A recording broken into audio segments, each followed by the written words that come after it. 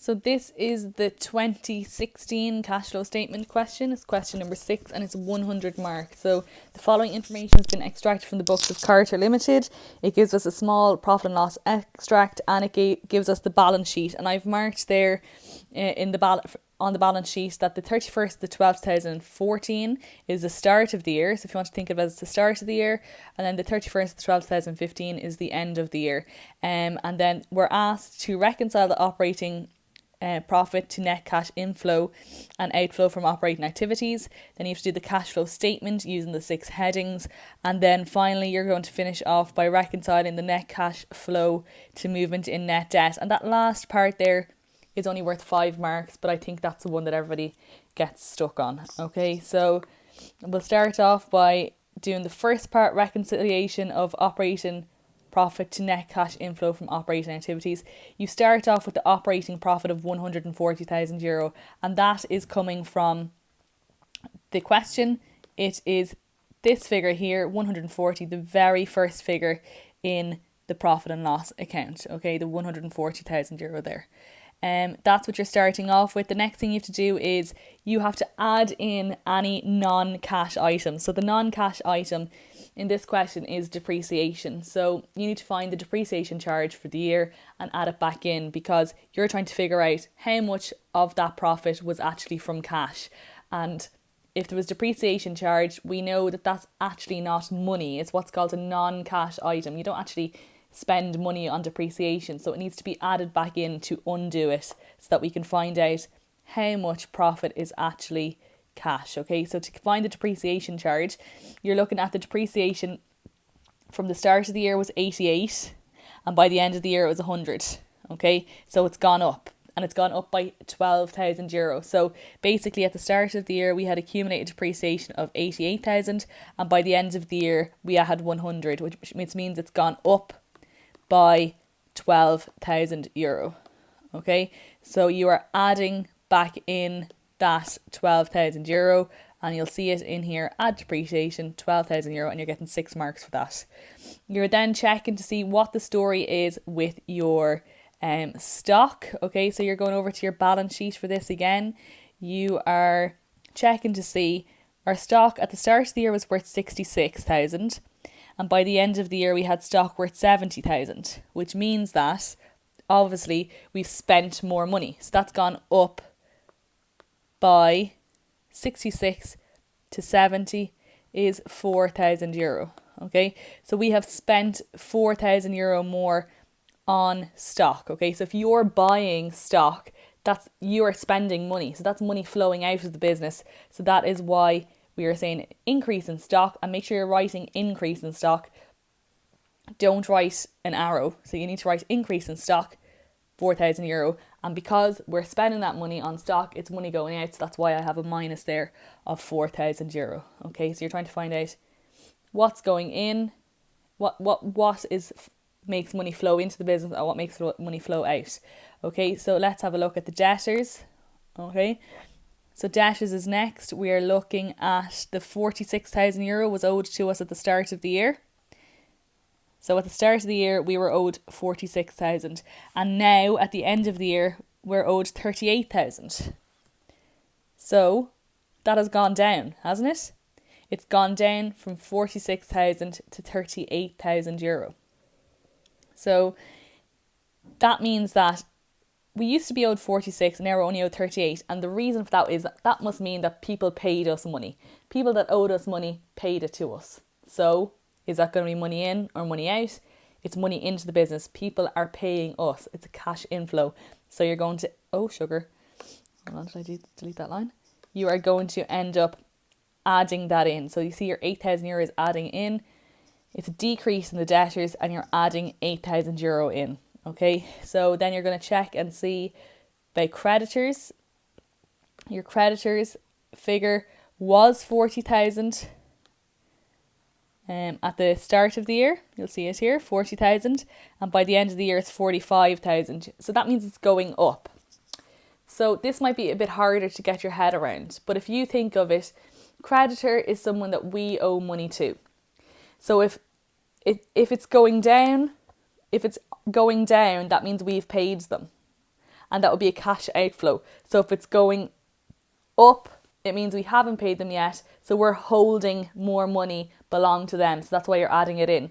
So maybe if you just remember, if creditors are going down, it's a minus, but if they're going up, it's a plus. So we should have a plus over here, increase in debtors, €5,000. Okay, so you're adding that in.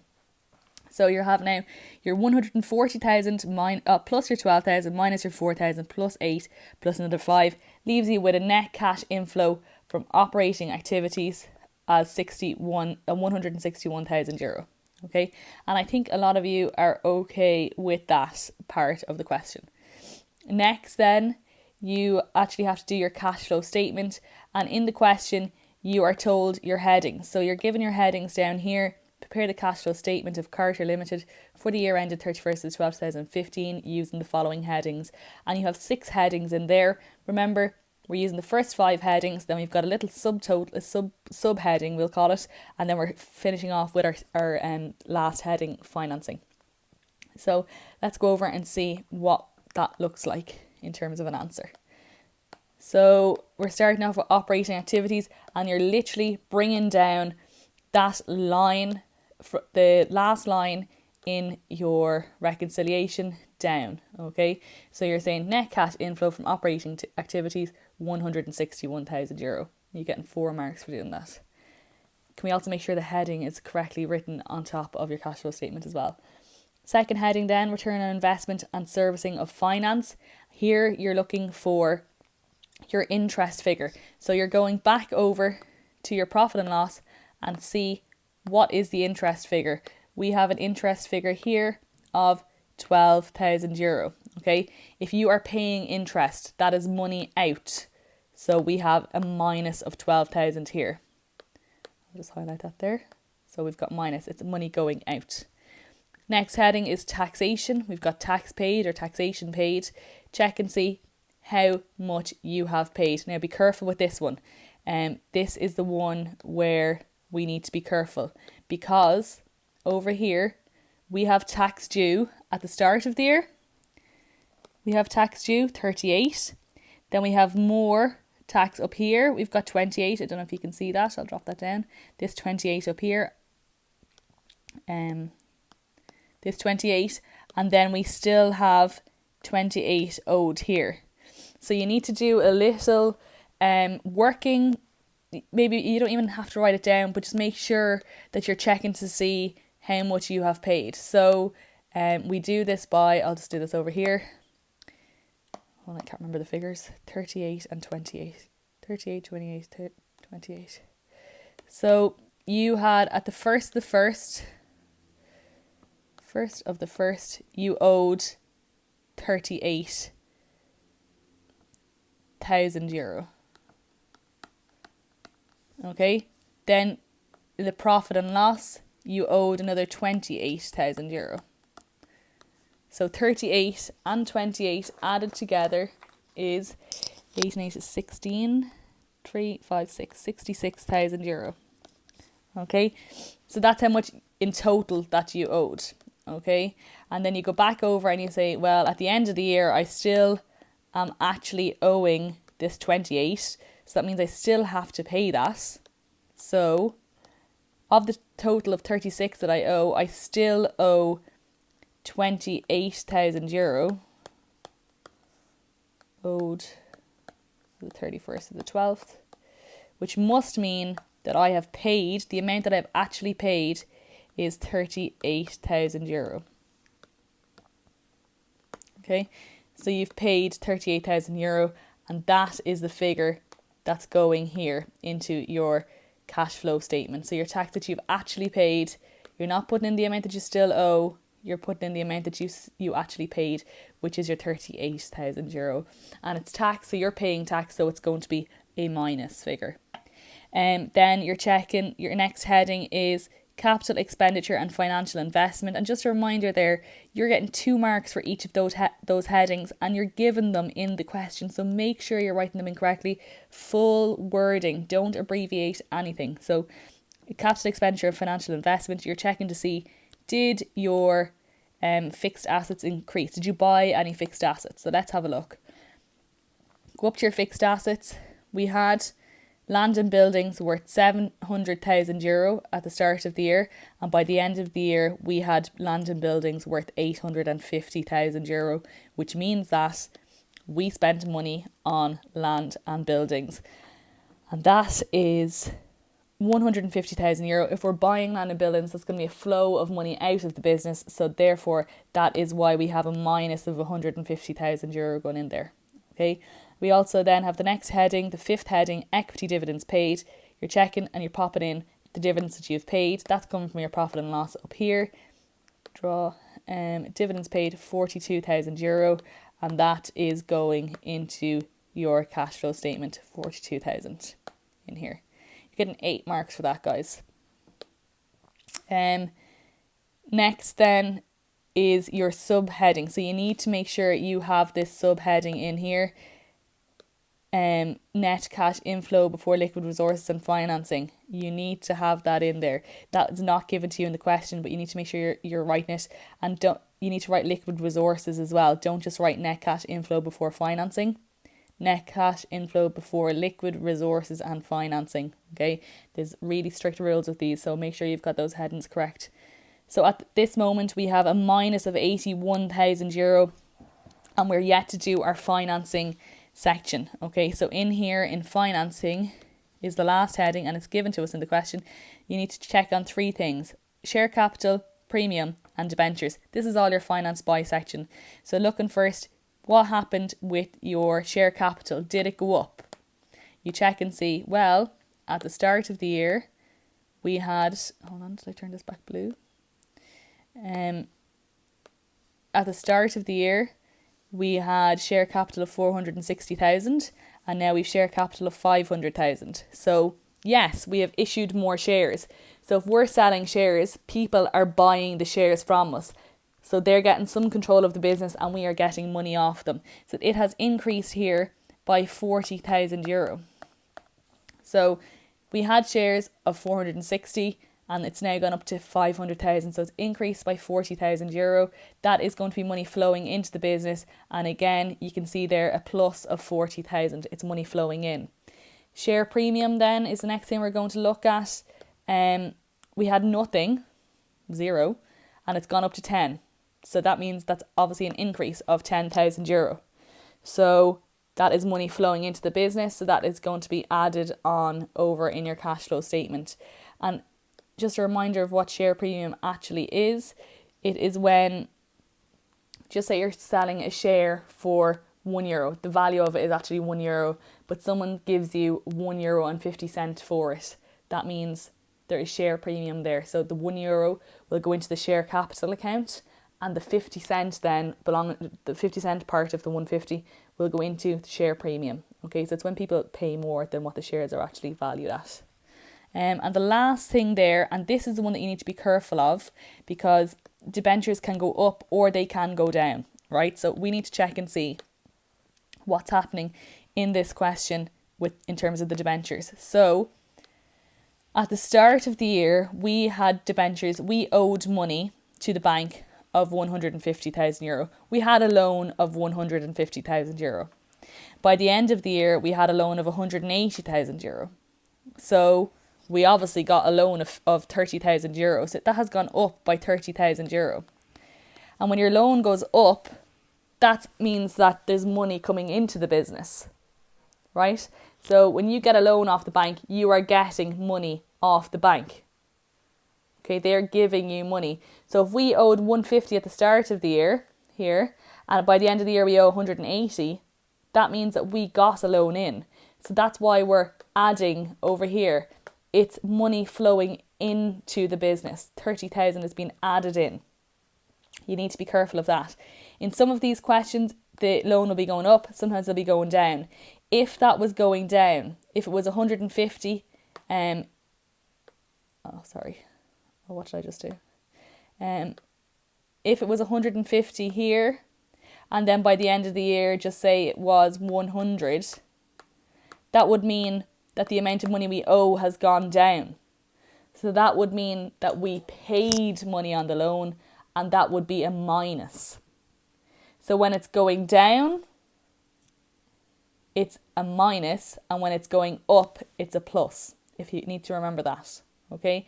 So with the loan, that's gone over here as well. Okay, so the 30,000 debentures. So you're adding it on because we got a loan of 30,000 euro at some point through the year. So we were sitting on a minus of 81. Oh, sugar, I didn't mean, I thought the highlighter was on. So we were sitting on a minus of 81. We now have a plus 80 coming in from our financing section. So that leaves us on a minus negative decrease in cash this year of 1,000 euro. Okay, you need to write that, label that decrease of cash. So when it's a minus, it's a decrease in cash. When it's a plus, it's an increase in cash. I'm going to do this out by hand now, and I will explain to you step by step what you're doing. Okay. So part C, the 5-mark section of this question, is reconcile the net cash flow to movement in the net debt. So we start off with our cash, a decrease in cash in the period of 1,000 euro. Okay, so that is coming from part B, the last thing that you had in part B. And you then have to look at your debentures, okay? And the whole part of this is we're trying to figure out how much do we actually owe, right? Has that increased or decreased, right? So we're looking here. This is the actual question. Remember, our debentures at the start of the year was 150,000 euro. Okay, and by the end of the year, they were 180,000 euro. Now, when we were doing the cash flow statement, we said that they increased. We increased the loan by 30,000 euro. So that was an inflow of cash in the cash flow statement, right? But now we're trying to find out if what effect that has on how much we owe to people, right? Or how much we owe to banks. So if we owed 150 to begin with, but now we owe 180,000, the amount we owe has gone up by 30,000 euro. Yes, we did get money in, but we owe it back. Okay, so we owe an extra 30,000 euro here. So from your decrease in cash, you're going to put the debentures. So you want to say issue of debentures. Okay, so issue of debentures. And by us getting issued more of a loan, that means we owe more money. So we owe that 30,000 euro. So we're now minus another 30,000 euro. Okay, and that will give you a change in net debt of minus 1 minus another 30 leaves you at minus 31,000 euro. Okay, and that is your change in net debt. Okay, so change in net debt, right? And if you want to just skip a line, right, because I think this is where we're getting confused, we now are going to check and see what our net debt was at the 1st of the 1st, and we want to look at 2015, and we want to look at our net debt on the 31st of the 12th, 2015, right? So I'm going to pull back over the question. We owed at the start of the year, we owed 150,000 euro in loans, right? But we had 7,000 euro available in cash to pay that back straight away. Okay, so we owed 150, but we had 7. So all in all, we had 150 minus 7 to pay it. We owed 143. Basically, if the bank rang us up and said, hold on, you need to pay that back now, how much money did we have available to pay it? 7,000. So we were in debt of 143,000. So our net debt at the 1st of the 1st was minus 143,000 euro. Okay, and at the end of the year, then we'll have a look. We owed 180,000 euro in loans, but at that time we had 6 grand available to pay it back. So we were in, the amount that we were actually in debt was 174,000. Okay, so we were owed 174,000 euro. So what this means is, at the start of the year, we owed 143,000 euro. Okay, and by the end of the year, we owe 174,000 euro. So we owed at the start of the year, so this is our double check, this is how we see if we're right, and don't panic if you're not right, like you'll still get a lot of marks in these questions. So at the start of the year we owed 143, and by the end of the year we owe 174. So we owe a further 31,000 euro, and there we go, the minus 31,000 euro is a change in our debt. So we owed this at the start of the year, and now we owe 174,000 euro. So we have got a further minus 31,000, and that is our reconciliation. We're saying this is the change, and this is the change in the balance sheet. So that's how you know you're right.